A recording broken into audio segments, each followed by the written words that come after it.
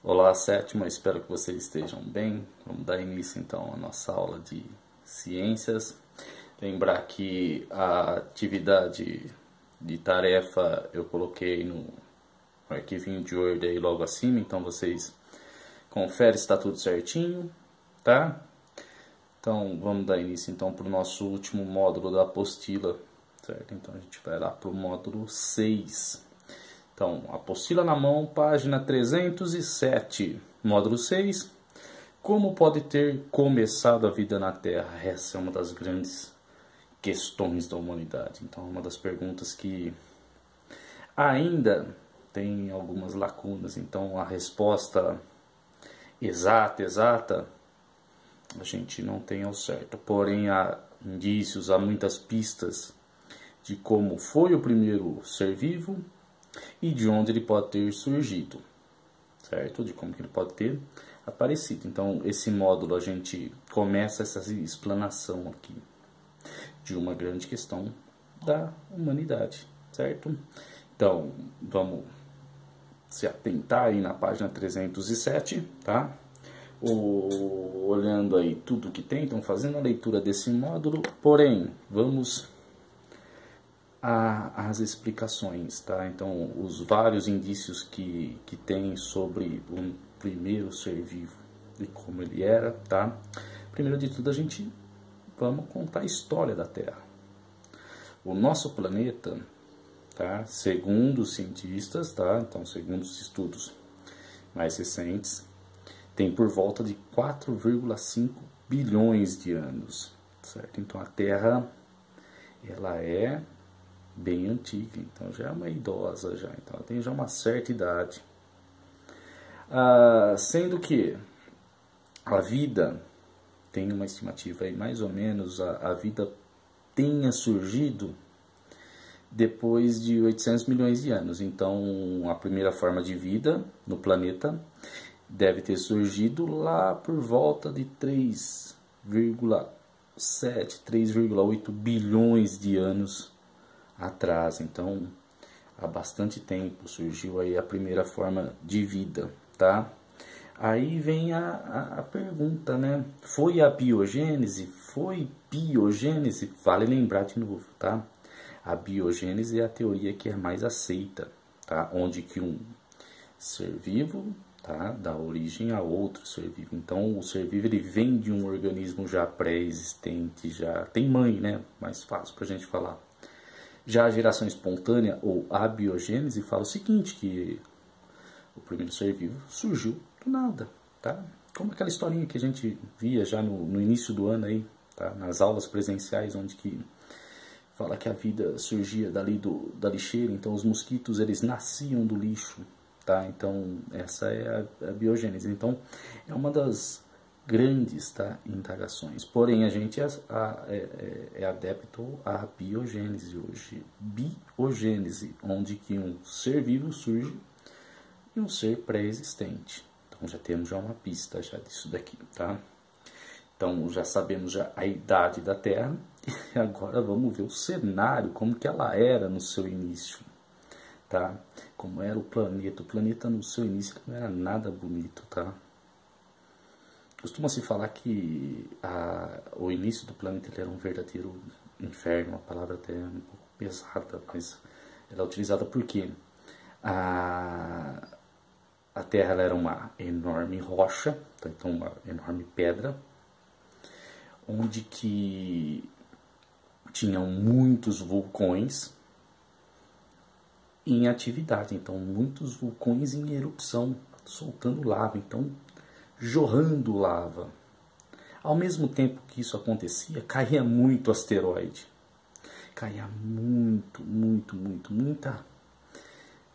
cometa, muito asteroide, muita coisa. Então, vindo muita pedra, muita rocha e muito gelo, tá? Então, muita água em estado sólido caindo no planeta. Então, boa parte da água do planeta veio de fora. Aliado a isso, então, vulcões em erupção, certo? Então, lava muito quente, muito meteoro caindo, tinha bastante radiação. O Sol incidia com toda a sua força, porque não existia a camada de ozônio naquela época. Então a Terra era muito radioativa, então os raios ultravioletas passavam com toda a intensidade. Praticamente impossível aí de ter vida no seu início no planeta, tá? Então a Terra ela era um ambiente no seu início inóspito para a vida. Devido a isso ficou milhões de anos aí sem ter tido nenhuma forma de vida, certo? Como que pode ter então dado início a isso? Uma das partes que a gente que vê assim como que existia isso daí, então vem de várias hipóteses, então existem várias linhas, onde que a gente vai se atentar nas que são mais assertivas no nosso momento atual. Então, segundo os nossos cientistas, tá? Então, acredita, então a gente fica pautado, tá? No conhecimento que a gente tem de ponta, científico de ponta. Então, a gente vai começar a falar assim, a hipótese que é mais aceita é aquela que a gente conseguiu fazer uma experiência em laboratório, onde que conseguiu produzir algo que era inorgânico em algo orgânico. Bom, vamos colocar isso em outras palavras. Então, algo que não tinha vida para algo que é precursor da vida, que faz parte da vida.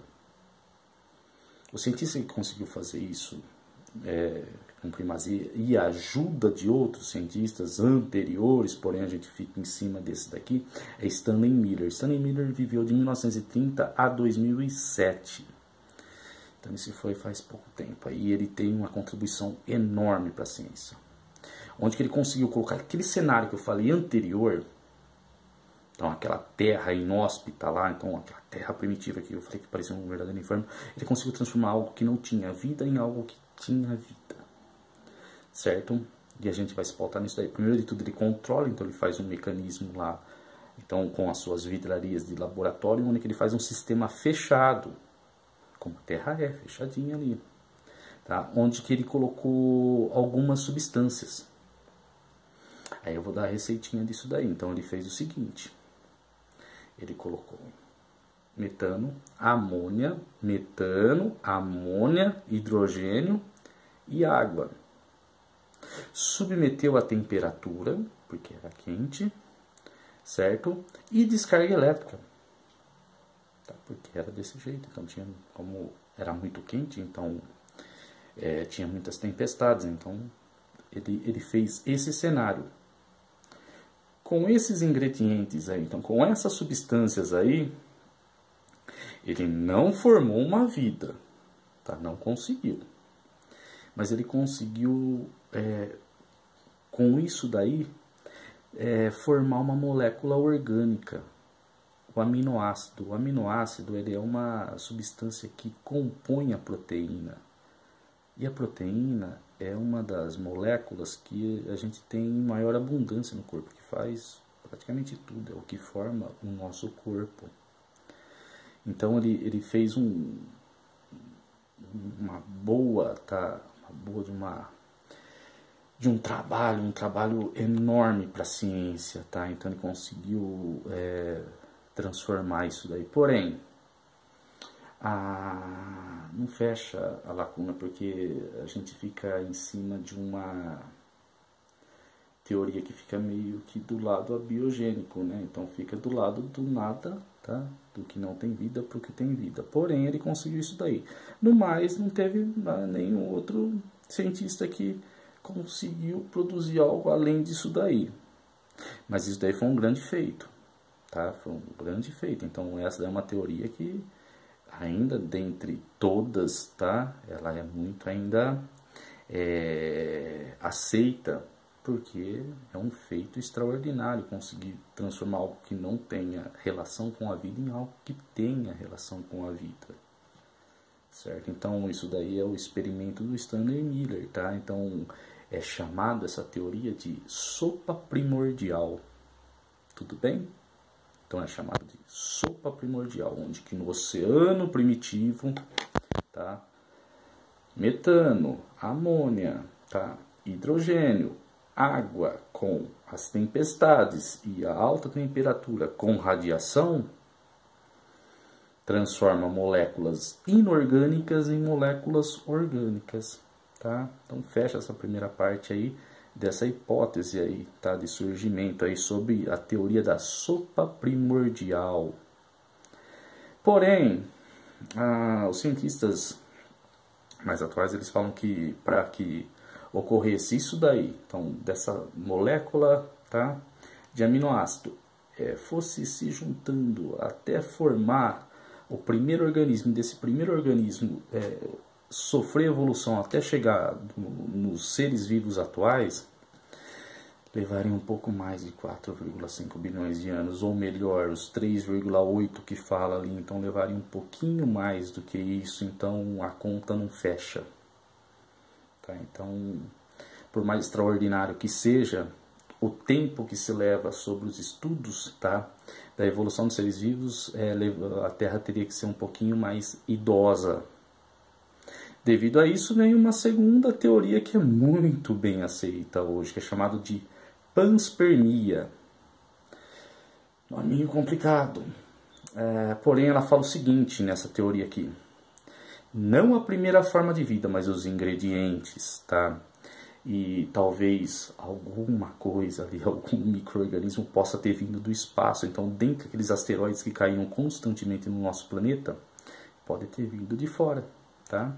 Então, ou o ingrediente, ou um primeiro organismo, possa ter vindo do espaço.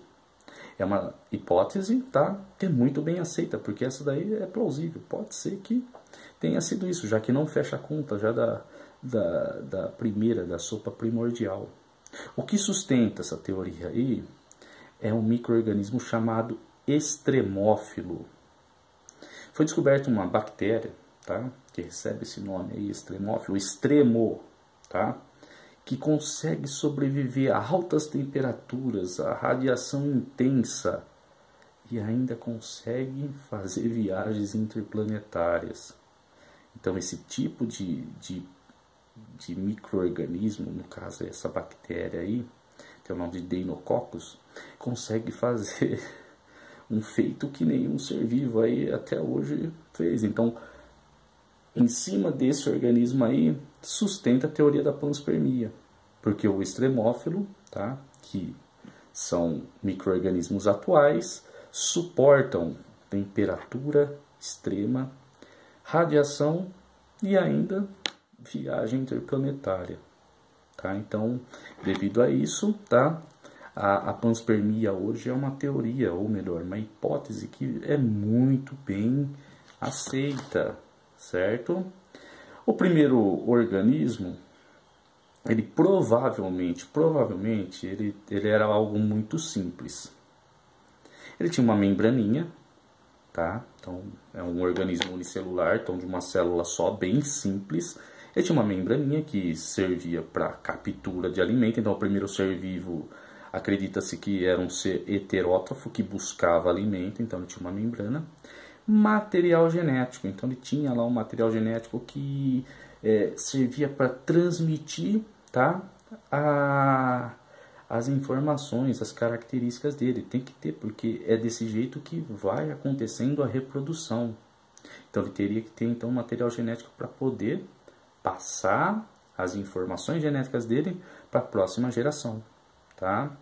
Então teria membrana, tá, para captura de alimento, material genético para que ocorresse a reprodução. E aí, mais ou menos, que a gente acredita, o primeiro ser vivo possa ser algo parecido, tá, ou idêntico à bactéria atual. As bactérias, então, o primeiro organismo provavelmente, tá, era um ser parecido com as bactérias. Certo? Então, a gente finaliza aqui esse módulo. Façam as atividades que estão nele, certo? Alguma dúvida vocês podem me chamar, que eu retorno aí as informações que vocês tiveram dificuldade, tá? No mais, um ótimo dia aí para vocês. Até a próxima. Tchau, tchau.